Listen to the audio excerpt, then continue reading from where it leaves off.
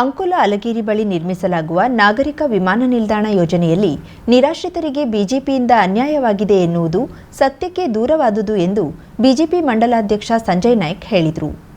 ಅಂಕೋಲ ಪಟ್ಟಣದ ಖಾಸಗಿ ಹೋಟೆಲ್ನಲ್ಲಿ ಕರೆದ ಪತ್ರಿಕಾಗೋಷ್ಠಿಯಲ್ಲಿ ಈ ಕುರಿತು ಮಾತನಾಡಿದ ಅವರು, ವಿಮಾನ ನಿಲ್ದಾಣ ಯೋಜನೆಯಿಂದ ನಿರಾಶ್ರಿತರಾಗುತ್ತಿರುವವರ ಸಮಸ್ಯೆಗಳ ಕುರಿತು ಹಾಲಿ ಶಾಸಕರು ಹಾಗೂ ಸರ್ಕಾರ ಕ್ರಮ ಕೈಗೊಳ್ಳುತ್ತಿರುವುದನ್ನು ಅಭಿನಂದಿಸುತ್ತೇವೆ. ಆದರೆ ಮಾಜಿ ಶಾಸಕಿ ಹಾಗೂ ಬಿಜೆಪಿ ಸರ್ಕಾರ ಅನ್ಯಾಯ ಮಾಡಿದೆ ಎಂದು ಸುರೇಶ್ ನಾಯಕ್ ಅಲಗೇರಿ ನೀಡಿರುವ ಹೇಳಿಕೆಯನ್ನ ಖಂಡಿಸುತ್ತೇವೆ ಎಂದರು. ಅಲಗೇರಿಯಲ್ಲಿ ವಿಮಾನ ನಿಲ್ದಾಣ ಕಾಮಗಾರಿಗೆ ಭೂ ಸ್ವಾಧೀನ ಪ್ರಕ್ರಿಯೆ ಆರಂಭವಾದಾಗಿನಿಂದ ಮಾಜಿ ಶಾಸಕಿ ರೂಪಾಲಿ ನಾಯ್ಕ್ ನಿರಾಶ್ರಿತರ ಪರವಾಗಿಯೇ ನಿಂತಿದ್ದಾರೆ. ಇದು ಇಲ್ಲಿನ ಎಲ್ಲಾ ನಿರಾಶ್ರಿತರಿಗೂ ಗೊತ್ತಿರುವ ಸಂಗತಿ. ಸೂಕ್ತ ಪರಿಹಾರ ಘೋಷಣೆಯಾಗುವವರೆಗೂ ನಿರಾಶ್ರಿತರನ್ನ ಒಕ್ಕಲೆಬ್ಬಿಸಲು ಬಿಡುವುದಿಲ್ಲ ಎಂದು ಸರ್ಕಾರಕ್ಕೆ ಪ್ರಾರಂಭದಿಂದಲೇ ತಿಳಿಸಿದ್ರು. ಅಧಿಕಾರಿಗಳು ಭೂ ಸ್ವಾಧೀನಕ್ಕೆ 3 ಬಾರಿ ನೋಟಿಸ್ ನೀಡಿದ್ರೂ ರೂಪಾಲಿ ನಾಯ್ಕ್ ಅದನ್ನ ತಡೆಹಿಡಿಯುವಲ್ಲಿ ಸಫಲರಾಗಿದ್ರು. ಆ ಮೂಲಕ ನಿರಾಶ್ರಿತರಿಗೆ ಸೂಕ್ತ ಪರಿಹಾರ ದೊರಕಿಸಿಕೊಡಲು ರೂಪಾಲಿ ನಾಯ್ಕ್ ಪ್ರಯತ್ನ ನಡೆಸಿದ್ರು. ಆಗ ಜಿಲ್ಲಾ ಉಸ್ತುವಾರಿ ಸಚಿವರಾಗಿದ್ದ ಶಿವರಾಮ್ ಹೆಬ್ಬಾರ್ ಅವರು ಸಭೆ ನಡೆಸಿದ್ರು. ನಂತರ ಜಿಲ್ಲಾ ಉಸ್ತುವಾರಿ ಸಚಿವರಾಗಿದ್ದ ಕೋಟಾ ಶ್ರೀನಿವಾಸ್ ಪೂಜಾರಿ ಅವರಿಗೆ ರೂಪಾಲಿ ನಾಯ್ಕ್ ಅವರು ನಿರಾಶ್ರಿತರ ಸಮಸ್ಯೆಯ ಬಗ್ಗೆ ಮನವರಿಕೆ ಮಾಡಿಕೊಟ್ಟಿದ್ದರಿಂದ ಸಚಿವರು ಕೂಡ ಸಭೆಯನ್ನ ಅಲಗೇರಿಯಲ್ಲಿಯೇ ನಡೆಸಿದ್ರು.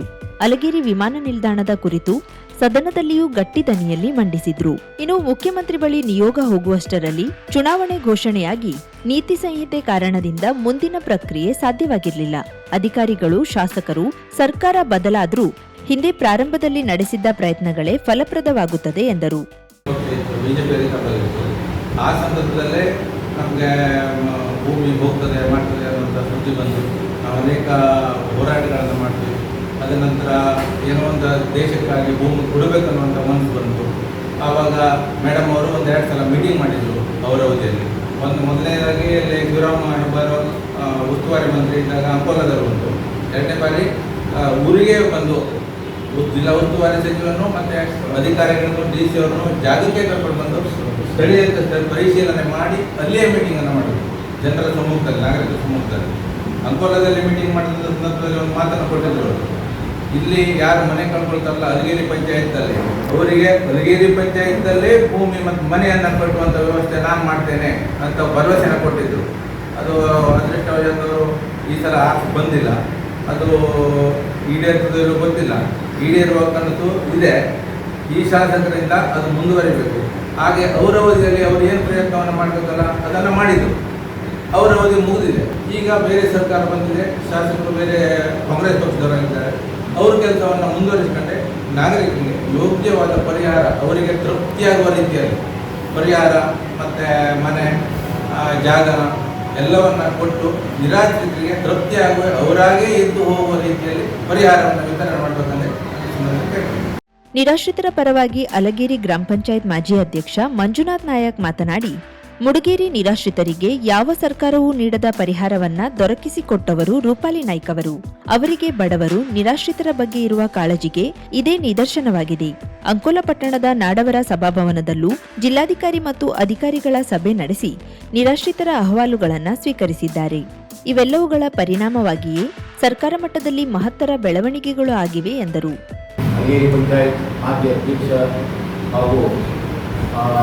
ಬಿಜೆಪಿಯ ಒಂದು ಸಾಮಾನ್ಯ ಒಂದು ಕಾರ್ಯಕರ್ತ ಹಾಗೂ ಇವತ್ತು ಅಲಗೇರಿ ವಿಮಾನ ನಿಲ್ದಾಣದ ಒಬ್ಬ ನಿರಾಶ್ರಿತ ಕೂಡ ನಮಗೆ ಇವತ್ತು ನಾವು ಅಲಗೇರಿ ವಿಮಾನ ನಿಲ್ದಾಣದ ನಿರಾಶ್ರಿತರು ಒಂದೇ ಇಲ್ಲ, ಇದರ ಪೂರ್ವದಲ್ಲಿ ನಾವು ನೌಕಾನೆಲೆಯ ನಿರಾಶ್ರಿತರು 2ನೇ ಬಾರಿಗೆ ನಾವು ನಿರಾಶ್ರಿತರವು 2ನೇ ಬಾರಿಗೆ ನಾವು ನಿರಾಶ್ರಿತರು ಮತ್ತಾಗ್ತೇವೆ ಅಂತ ಹೇಳಿ ಒಂದು ದಿಗ್ಭ್ರಮೆಯಲ್ಲಿ ನಾವು ಏನು ಮಾಡೋದು. ಮಕ್ಕಳಿಗೆ ನೋಡಿದ್ರೆ ಕಲಿತಿದ್ದಾರೆ, ಉದ್ಯೋಗ ಇಲ್ಲ. ನಮ್ಮ ಪರಿಸ್ಥಿತಿ ಹೀನಾಯವಾಗಿದೆ. ಕೆಲವರು ಮನೆ ಮಠ ಕಳ್ಕೊಂಡು ಹೋಗುವ ಪರಿಸ್ಥಿತಿ ಎಲ್ಲಿ? ವಿಮಾನ ನಿಲ್ದಾಣ ಆಗ್ತದೆ, ನಮ್ಮ ನಿಲ್ದಾಣ ಎಲ್ಲಿ ಹಂಗೆ ಹೇಳುವಂಥ ಒಂದು ಗೊಂದಲದಲ್ಲಿ ನಮ್ಮ ಜನ ಇದ್ದಂಥ ಹೊತ್ತು ಆ ಸಂದರ್ಭ ನಮ್ಮ ಜನ ಸುಮಾರು ಹೋರಾಟಗಳನ್ನು ಮಾಡಿದ್ರು. ಆಮೇಲೆ ನಮ್ಮ ಶಾಸಕರಾದಂಥ ಶ್ರೀಮತಿ ರೂಪಾಲಿ ನಾಯ್ಕರು ಬಂದು ನಮ್ಮ ಹತ್ರ ಹೇಳಿದ್ರು, ನೋಡಿ ವಿಮಾನ ನಿಲ್ದಾಣದಿಂದ ನಿಮಗೆ ಯಾವುದೇ ತೊಂದರೆ ಆಗದೇ ಇರುವ ಹಾಗೆ ನಾನು ನೋಡಬೇಕು, ನಿಮಗೆ ಯೋಗ್ಯವಾದ ಒಂದು ಪರಿಹಾರ ಸಿಗುವ ನಿಟ್ಟಿನಲ್ಲಿ ನಾನು ಪ್ರಯತ್ನ ಮಾಡ್ತೀನಿ, ನಮ್ಮ ಸರ್ಕಾರ ಇದೆ ಇವತ್ತು, ನಾವು ಹೋರಾಟ ಮಾಡ್ತೀನಿ ಅಂತ ಹೇಳಿದ್ರು. ಆಮೇಲೆ ನೋಡೋಣ ಅಂತ ಹೇಳಿ ಆವಾಗ ನಮಗೂ ಸ್ವಲ್ಪ ಇದೇನಪ್ಪ ಅಂತ ಹೇಳುವಂಥ ಒಂದು ಆಶ್ಚರ್ಯ ಆಯಿತು. ಹೀಗೆ ನಮಗೆ ಹಂತವಾಗಿ ಮಾಡ್ತಾ ಬಂದರು. ಮೂರನೇದಾಗಿ ನಮ್ಮ ಉಸ್ತುವಾರಿ ಸಚಿವರನ್ನು ಮತ್ತು ಜಿಲ್ಲಾಧಿಕಾರಿಗಳನ್ನು ನಮ್ಮ ಅಲಿಗೇರಿಯ ಈಶ್ವರ ದೇವಸ್ಥಾನದ ಹತ್ರ ಕರೆಸಿ ಜನರನ್ನು ಕೂರಿಸಿ ಮತ್ತು ಏನು ನಿಮ್ಮ ಕಷ್ಟ ಅಂತ ಕೇಳಿ ಆವಾಗ ನಮ್ಮ ಪರಿಸ್ಥಿತಿಯನ್ನು ನಾವೆಲ್ಲ ಹೇಳ್ಕೊಂಡು ಆವಾಗ ನಮ್ಮ ಆಗಿನ ಉಸ್ತುವಾರಿ ಸಚಿವರಾದಂಥ ಸನ್ಮಾನ್ಯ ಕೋಟಾ ಶ್ರೀನಿವಾಸ ಪೂಜಾರಿ ಅವರು ನೋಡಿ ನಿಮಗೆಲ್ಲ ನಮಗೆ ಅರ್ಥ ಆಗ್ತದೆ ಮತ್ತು ನಾನು ಇದನ್ನು ಪರಿಶೀಲನೆ ಮಾಡಿ ಸರ್ಕಾರಕ್ಕೆ ಗಳಿಸ್ತೇನೆ, ಹೆಚ್ಚಿನ ಒಂದು ಸವಲತ್ತು ಸಿಗುವ ಹಾಗೆ ನಾವು ಪ್ರಯತ್ನ ಮಾಡ್ತೇವೆ ಅನ್ನುವ ಮತ್ತೊಂದು ಭರವಸೆ ನಮ್ಗೆ ಗಳಿಸಿದ್ದೇವೆ. ಹೀಗೆ ನಾವು ಆಮೇಲೆ ಏನಾಯಿತು ಕೇಳಿದ್ರೆ ಆಮೇಲೆ ಇಲೆಕ್ಷನ್ನೇ ನೀತಿ ಸಮಿತಿ ಜಾರಿ ಆಯಿತು.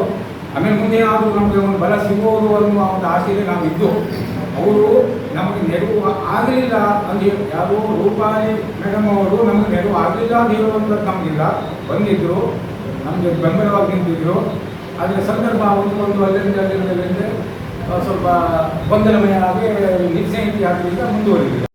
ಇವತ್ತಿನ ನಮ್ಮ ಈಗಿನ ಶಾಸಕರಾದ ಸನ್ಮಾನ್ಯ ಸಚಿವರವರ ಮುಂದಾಳತ್ವದಿಂದ ನಮ್ಮ ನಿರಾಶ್ರಿತರ ಗೋಳನ್ನು ಅವರು ಪರಿಶೀಲನೆ ಮಾಡಿ ಮುಖ್ಯಮಂತ್ರಿ ತನಕ ಹೋಗಿ ನಮ್ಮ ಕಷ್ಟವನ್ನು ಹೇಳಿ ನಮ್ಮ ಬಗ್ಗೆ ಒಂದು ನಿಂತಿದ್ದಾರೆ ಅನ್ನುವಂಥದ್ದು ನಮ್ಗೆ ಕಾಣಿಸ್ತಾ ಇದೆ. ಅದಕ್ಕಾಗಿ ನಮ್ಮ ಮಾನ್ಯ ಸತೀಶೇರವರಿಗೂ ಹಾಗೂ ನಮ್ಮ ಉಸ್ತುವಾರಿ ಮಂತ್ರಿಗಳಾದ ಮಂಕಾಳವರಿಗೂ ಕೂಡ ಇದು ನಿರಾಶ್ರಿತರಿಗೆ ಹಸಿದವರಿಗೆ ಒಂದು ಅನ್ನ ಹಾಕಿದಾಗ್ತದೆ.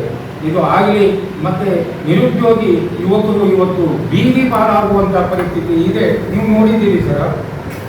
ಆದರೆ ಆದಷ್ಟು ಮಕ್ಕಳಿಗೆ ಒಂದು ಉದ್ಯೋಗ ಸಿಕ್ಕಿ ನಮಗೂ ಕೂಡ ಒಂದು ಆಶ್ರಯ, ನಿಜವಾದ ಆಶ್ರಯ ಸಿಗುವ ಹಾಗೆ ನೀವು ಮಾಡ್ತೀರಿ ಅಂತ ನಾನು ನಂಬ್ಕೊಳ್ತೇನೆ. ನಾವು ಯಾವುದೇ ರಾಜಕಾರಣಕ್ಕಾಗಿ ಇದಲ್ಲ, ಇದು ನಮಗೆ ಬೇಕಾದಂಥದ್ದು. ಯಾವುದೇ ಪಕ್ಷ ಇಲ್ಲಿ ಜನರಿಗೋಸ್ಕರ ಇರ್ತದೆ ಬಿಟ್ಟರೆ ಬೇರೆ ಅಲ್ಲ.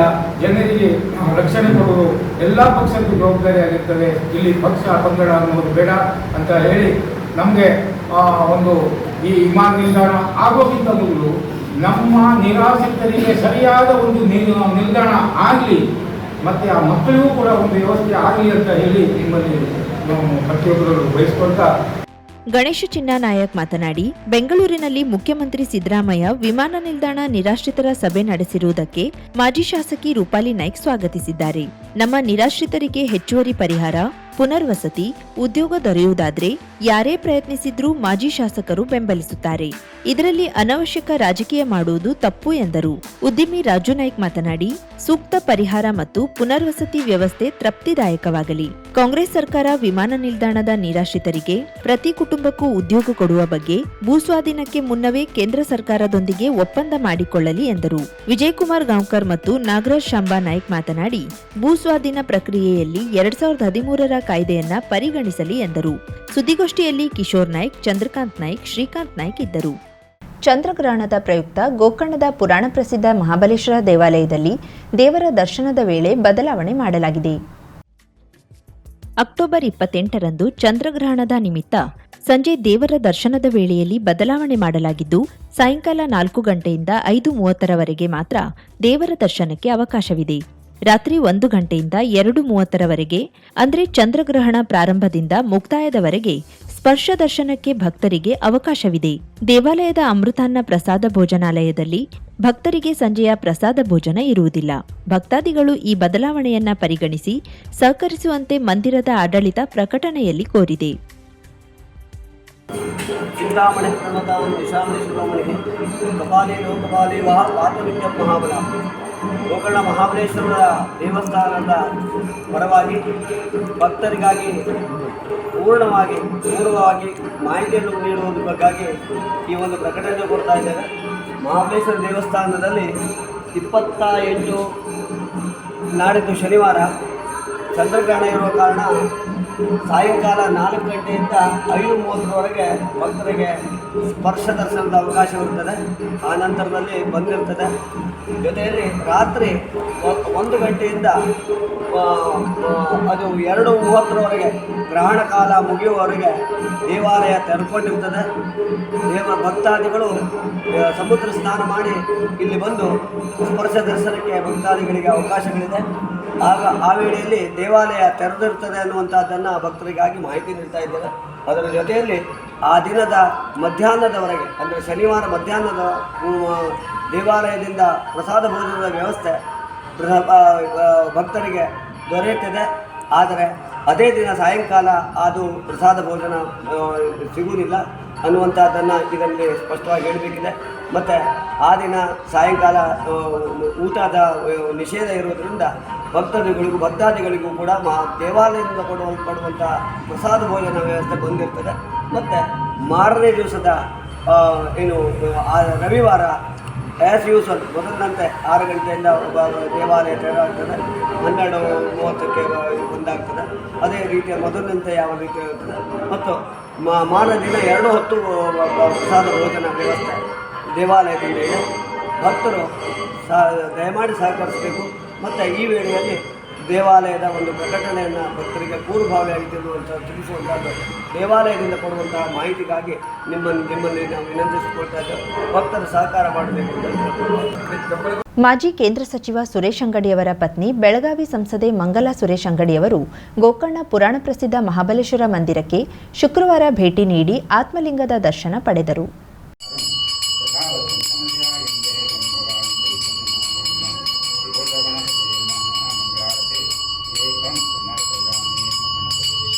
ಸಂಸದೆ ಮಂಗಲಾ ಅಂಗಡಿಯವರು ಮಹಾಬಲೇಶ್ವರ ಮಂದಿರಕ್ಕೆ ಶುಕ್ರವಾರ ಭೇಟಿ ನೀಡಿ ಆತ್ಮಲಿಂಗದ ದರ್ಶನ ಪಡೆದ ನಂತರ ಮಂದಿರದ ವತಿಯಿಂದ ಪ್ರಸಾದ ನೀಡಿ ಗೌರವಿಸಲಾಯಿತು. ಇದಕ್ಕೂ ಮೊದಲು ಮಹಾಗಣಪತಿ ಮಂದಿರಕ್ಕೆ ಭೇಟಿ ನೀಡಿ ದೇವರ ದರ್ಶನ ಪಡೆದರು. ಈ ವೇಳೆ ಸಂಸದರ ಕುಟುಂಬ ವರ್ಗದವರು, ಮಂದಿರದ ವ್ಯವಸ್ಥಾಪಕರು ಮತ್ತಿತರರು ಉಪಸ್ಥಿತರಿದ್ದರು. ಸ್ಥಳೀಯ ಪೊಲೀಸ್ ಸಿಬ್ಬಂದಿ ಸೂಕ್ತ ಬಂದೋಬಸ್ತ್ ಕಲ್ಪಿಸಿದ್ರು.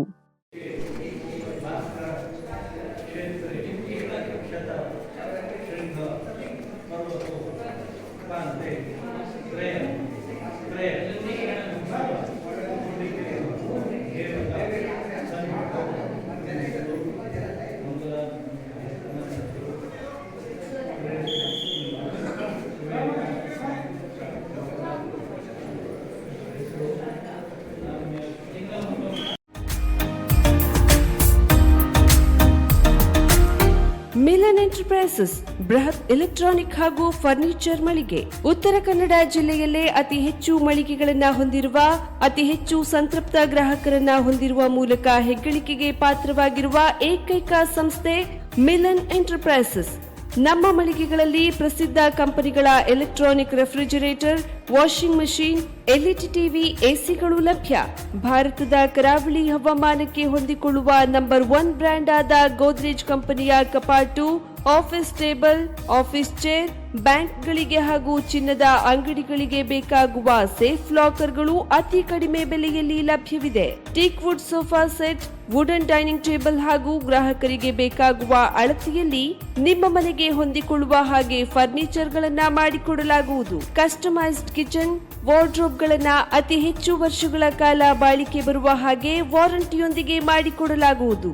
ನಮ್ಮಲ್ಲಿ ಡ್ಯೂರಾಫ್ಲೆಕ್ಸ್, ಗೋದ್ರೇಜ್ ಕಂಪನಿಯ memory foam mattress, orthopaedic mattress, spring ಮ್ಯಾಟ್ರೆಸ್ಗಳು ಕಡಿಮೆ ಬೆಲೆಯಲ್ಲಿ ಲಭ್ಯ. ವಿವಿಧ ಕಂಪನಿಗಳ ನವೀನ ಮಾದರಿಯ ಮಿಕ್ಸರ್, ಗ್ರೈಂಡರ್, ಫ್ಯಾನ್, ಕುಕ್ಕರ್, ತವಾ, ಫ್ಲಾಸ್ಕ್, ಮೈಕ್ರೋ ಓವೆನ್ಗಳು ಲಭ್ಯವಿದೆ. 0% ಬಡ್ಡಿಯೊಂದಿಗೆ ಸ್ಥಳದಲ್ಲಿಯೇ ಬಜಾಜ್ ಫೈನಾನ್ಸ್ ನಿಂದ ಸಾಲ ಸೌಲಭ್ಯವಿದೆ. ಮಿಲನ್ ಎಂಟರ್ಪ್ರೈಸಸ್ ನಲ್ಲಿ ಖರೀದಿ ಮಾಡುವ ಗ್ರಾಹಕರಿಗೆ ಡಿಸ್ಕೌಂಟ್ ಮತ್ತು ಗಿಫ್ಟ್ ಜೊತೆಗೆ ಪ್ರತಿ 2,000 ರೂಪಾಯಿಗಳ ಖರೀದಿಗೆ ಒಂದು ಬಂಪರ್ ಲಕ್ಕಿ ಡ್ರಾ ಕೂಪನ್ ನೀಡಲಾಗುವುದು. ಈ ಲಕ್ಕಿ ಡ್ರಾನಲ್ಲಿ 7 ಲಕ್ಷದವರೆಗೆ ಬಹುಮಾನ ಗೆಲ್ಲುವ ಅವಕಾಶ ನಿಮ್ಮದಾಗಿರುತ್ತದೆ. ಲಕ್ಕಿ ಡ್ರಾದಲ್ಲಿ 1 ಕಾರ್, 2 ಬೈಕ್ ಮತ್ತು ರೆಫ್ರಿಜರೇಟರ್, ವಾಷಿಂಗ್ ಮಷೀನ್ ಸೇರಿದಂತೆ 30 ಲಕ್ಕಿ ಗ್ರಾಹಕರಿಗೆ ಬಹುಮಾನ ಗೆಲ್ಲುವ ಅವಕಾಶ. ಗ್ರಾಹಕರ ಸಂತೃಪ್ತಿಗೆ ನಮ್ಮ ಮೊದಲ ಆದ್ಯತೆ ಎನ್ನುವುದು ಮಿಲನ್ ಎಂಟರ್ಪ್ರೈಸಸ್ ನ ವಾಕ್ಯ. ಉತ್ತರ ಕನ್ನಡ ಜಿಲ್ಲೆಯ ನಮ್ಮ ಶೋರೂಮ್ಗಳಾದ ಮುಲ್ಲಾ ಸ್ಟಾಪ್ ಹತ್ತಿರ Kodibag road, Kajubag, Karwar, agriculture office ಎದುರುಗಡೆ ಮಾಸ್ತಿಕಟ್ಟೆ ರೋಡ್, ಹೊನ್ನಾವರ, ಸೀಮಾ ಕಾಂಪ್ಲೆಕ್ಸ್ ಹತ್ತಿರ Moni Basti main road, Bhatkal, Indian bank ಎದುರು CP Bazaar road, Sirsi, JS building, JN road, Dandeli, KS building, Motikeri road, Haliyal. ಇಲ್ಲಿಗೆ ತಪ್ಪದೇ ಭೇಟಿ ನೀಡಿ ಸಂತೃಪ್ತರಾಗಿ.